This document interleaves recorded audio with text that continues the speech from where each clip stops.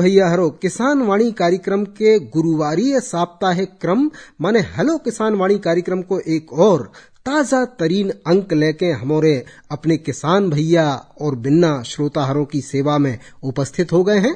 सभी जनों को सतीश साहू की राम राम। आज के एक कार्यक्रम के विशेषज्ञ को आपको परिचय देते हैं। आज हमारे बीच उपस्थित हैं कृषि महाविद्यालय खुरई के अधिष्ठाता डॉक्टर MP दुबे। तो डॉक्टर साहब, आपको हेलो किसान वाणी कार्यक्रम में एक बार फिर से बहुत बहुत स्वागत है। धन्यवाद।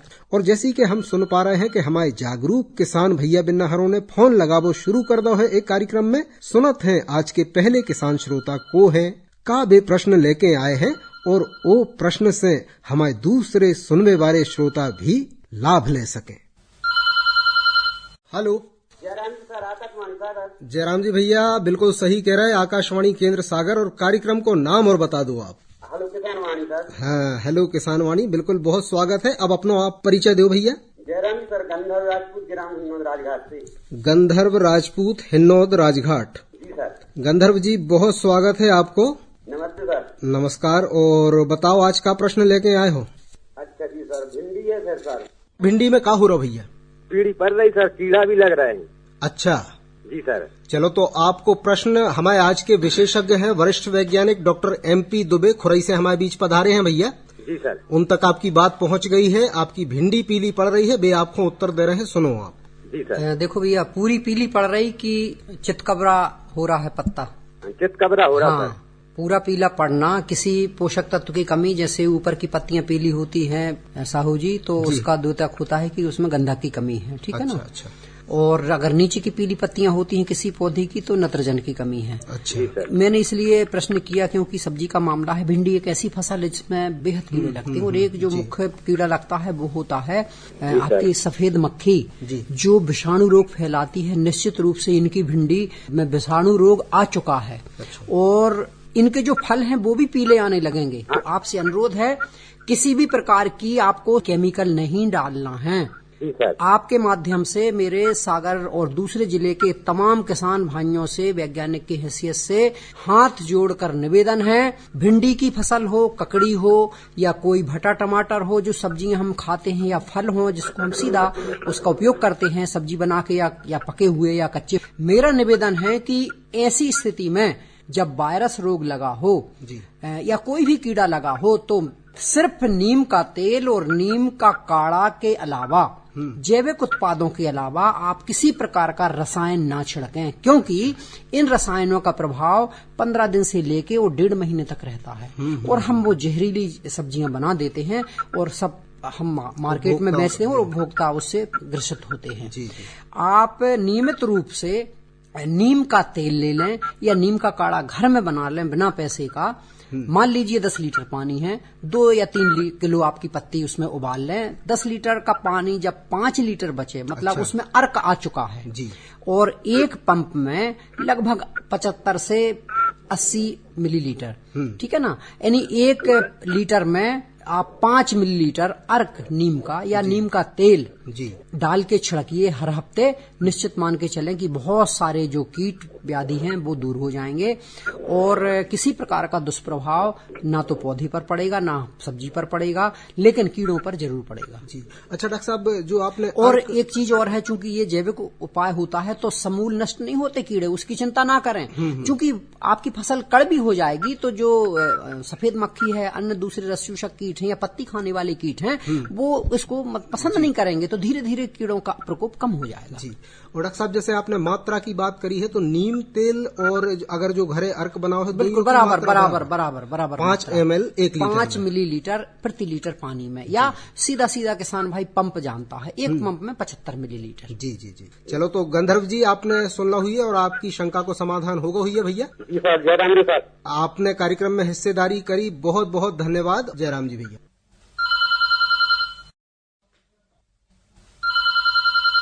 हेलो भैया, हेलो किसान वाणी। बिल्कुल भैया, हेलो किसान वाणी। और उपाध्याय जी, बहुत बहुत राम राम पहुंच जाए आपको। अरे राम राम भैया, जय सिया राम भैया। रतोना से हमारे उपाध्याय जी बोल रहे हैं।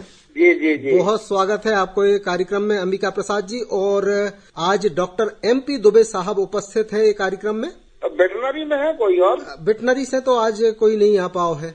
अरे हमें जब दी हमारी गैया ईंटों के टुकड़ा है, खपरा है, ये अस्तर खा ईंटों के टुकड़ा खा जाता। कैल्शियम की कमी कहा ही हमारे डॉक्टर साहब तो बता दे हैं भैया। बिल्कुल भैया, देखो उपाध्याय जी जो हम अपने चिकित्सक महोदय हमारे साथ बैठते हैं स्टूडियो में, और इस प्रकार के जब प्रश्न आते हैं तो 2 तथ्यों की कमी हमारे जानवरों में देखी जाती है जो इस प्रकार की चीजें खाते हैं, कैल्शियम और फास्फोरस। तो उचित सलाह हमारी ये है कि नजदीक में आपकी चूंकि रतौना फार्म है तो वहां जाके विशेषज्ञ आपको हमसे ज्यादा पुख्ता जानकारी, सही जानकारी, सटीक जानकारी देंगे, तो उनसे सलाह लेकर उसका उपचार समय से करना नितांत आवश्यक होगा। कुल मिला के उपाध्याय जी सार जो है कि आप नजदीकी जो है पशु चिकित्सालय में जाके और खेती बाड़ी के का हाल चाल है वो विषय में कछु बताओ आप अंबिका प्रसाद जी। खेती बाड़ी में सब ठीक है, अब तो बस पानी आनी गिरेगा तो फिर पानी करेंगे। अब फसल भी नहीं लगाए अपन गर्मियों की। अच्छा। हाँ, तो अब जो सोयाबीन है, मक्का है, अब जो बोने की तैयारी कर रहे हैं। लेकिन भैया अंबिका जी, आपके माध्यम से हम हमारे जिले के अन्य जिलों के जहाँ तक आकाशवाणी सागर की आवाज आती है उनसे निवेदन है कि नरवाई जलाना बिल्कुल ना करें, 100% रोक लगावे। क्या हुआ है कि किसी के ट्रेके में लग गई और ट्रेके में केस बना दिया उनने। टैंकर वगैरह भी आए, मनो नहीं बुझा पाए इतनी जल्दी। देखो भैया, ये सभी ये वातावरण की क्षति होती है ना, उससे न केवल मनुष्य बल्कि पशु पक्षी जो मिट्टी में माइक्रोब्स होते हैं वो तमाम जीवधारी प्रभावित होते हैं। तो मेरा सभी किसान भाइयों से अनुरोध है कि इस चीज का विशेष ध्यान रखें। जीव जंतु मर जाते हैं, पोषक तत्व भी खत्म। उसका जो दुष्प्रभाव है आने वाले सालों में जमीन पर पड़ता है, सबसे बड़ी विडंबना तो ये है, और हम शायद इस चीज को जानते हुए भी कभी कभी उसको ज्यादा तवज्जो नहीं देते। और अनजाने में भी हो जाता है। चलो, तो उपाध्याय जी आपके लाने तो हमारे जानते ही हैं कि आप बहुत बढ़िया किसान हो, जागरूक किसान हो। अपने आसपास के जो किसान हैं उनको भी आप परामर्श दो कि नरवाई को जलाओ बिल्कुल। हमें यहाँ डोड़ी पिटवाई है सर।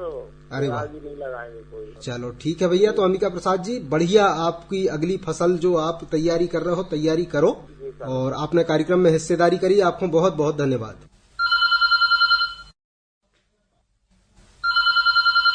Hello sir. जय हो भैया, को बोल रहे? यहाँ सर ग्राम सुर्खी जिला सागर मध्य प्रदेश से दीपेश पटेल बोल रहे थे। चलो, बहुत स्वागत है भैया आपको कार्यक्रम हेलो किसान वाणी में। और ग्राम सुर्खी से आपने नाम का बताओ अपनो? दीपेश पटेल सर। दीपेश पटेल जी, बहुत एक बार फिर से हम स्वागत कर रहे हैं। और बताओ भैया आज का प्रश्न लेके आए हो? सर अपन ने खेत में पिलाव करवाना है, अब क्या करेंगे फसल पिलाने। अच्छा, पिलाऊ आपने करवा दो। कितने साल बाद करवाओ भैया? 4-5 सालों से हुआ थी सर। चलो ठीक है। कब करवाओ भैया? सर अब तो 15-20 दिन भाई। बहुत बढ़िया, बहुत अच्छा काम किया है। सभी किसान भाइयों को सलाह दी जाती है कि जिनके खेतों में पिलाऊ पिछले 3 या 4 साल के पहले हुआ है, यानी इतने वर्षों का फासला हो चुका है, वो किसान भाई निश्चित रूप से फसल कटाई के तुरंत बाद उन्होंने पिलाऊ कर दिया होगा। जो किसान भाई रह गए हैं, किसी को डीजल नहीं मिलता, किसी की मशीन खराब है, ट्रैक्टर ठीक नहीं है, कुछ न कुछ सतीश भाई समस्याएं लगी रहती किसानी में किसान के साथ। तो सभी से अनुरोध है कि ये सही समय है। सबसे पहले तो आप मिट्टी के परीक्षण हेतु नमूने ले लें जी। उसकी प्रक्रिया कई बार बताई जा चुकी है। इसके बाद आप जितना जल्दी हो सके उस खेत को पलटें। कम से कम 9 से लेके 12 इंच तक का आपका पिलाऊ जाना चाहिए। ऊपर की मिट्टी नीचे, नीचे की मिट्टी ऊपर जाने से क्या होता है कि जमीन में जो हानिकारक जो बैक्टीरिया हैं, फंगस हैं, वायरस हैं, दुनिया भर के जो तमाम जो रोग फैलाते हैं फसलों को, वो खत्म हो जाते हैं। हालांकि उसमें जो लाभदायक जीवाणु, कीटाणु या फंगस होती वो भी खत्म होते हैं, लेकिन उसकी आपूर्ति हम लोग कल्चर के माध्यम से कर लेते हैं।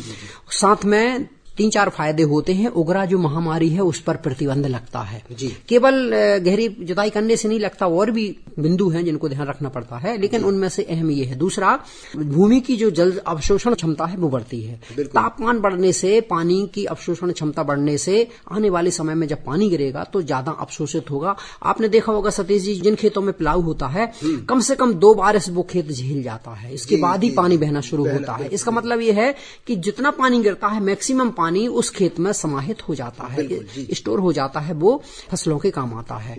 इसके बाद उपजाऊ मिट्टी है वो नीचे चली जाती है और कम उपजाऊ मिट्टी ऊपर आ जाती है। तो किसान भाइयों को चाहिए कि जो भी आप अनुशंसित मात्रा में न्यूट्रिशन देते हैं, पोषक तत्व देते हैं, ड्योढ़ी मात्रा कर दें, ताकि आने वाले खरीफ में और रबी में आपका उत्पादन जो गिरने वाला है किसान को पता नहीं चलता है, वो ना गिरे। अच्छा, ये सावधानी रखना पड़ती है। ये वैज्ञानिक पहलू उसके साथ छुपा हुआ होता है जो आमतौर पर किसान भाई उसको नहीं जानते। निश्चित रूप से ऐसे किसान भाई जिनको गहरी जुताई की जरूरत है वो तुरंत करें, इसके फायदा लें और अपनी खेती को समृद्ध बनाएं। जी जी बिल्कुल। तो दीपेश भाई, आपको भैया प्लाऊ के जो लाभ रहे थे बारीकी से डॉक्टर दुबे साहब ने बताया, आपने सुने हुई है, तो और कोई प्रश्न आपके दिमाग में है का? चलो, तो आपने कार्यक्रम में हिस्सेदारी करी, आपको बहुत धन्यवाद।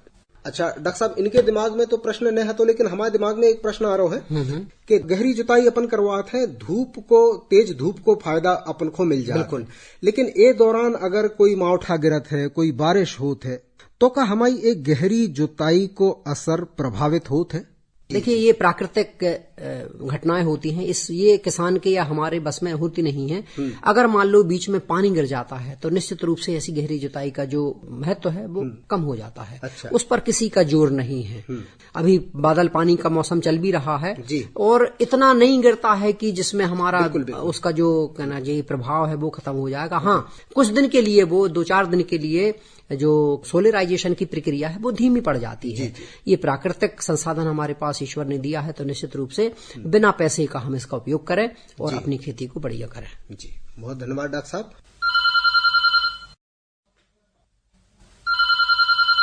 हेलो। हेलो। हाँ जी, आकाशवाणी सागर, कार्यक्रम को नाम है हेलो किसान वाणी। भागचंद साहू जी, गोकुल ग्राम परसोन। गोकुल ग्राम परसोन से भागचंद साहू जी, बहुत स्वागत है आपको। बिल्कुल सर जी, नमस्कार आपको, हमारा नमस्कार। नमस्कार नमस्कार। तो हम देख रहे थे सर जी, हमने जैसे वो भंडारण तो हम कर चुके हैं, तो उसमें कैसा क्या माने हमने बोरियों में रख दिया है। बोरियों में कहाँ रखो है भैया? हमने बोरियों में भर के रख दिया। भंडारण काय के लिए रखा भैया? बोने के लिए, बेचने के लिए, खाने के लिए? बताओ पहले तो आप। नहीं, खाने के लिए रख दिया है। बोरियों में खुला रखा है आपने?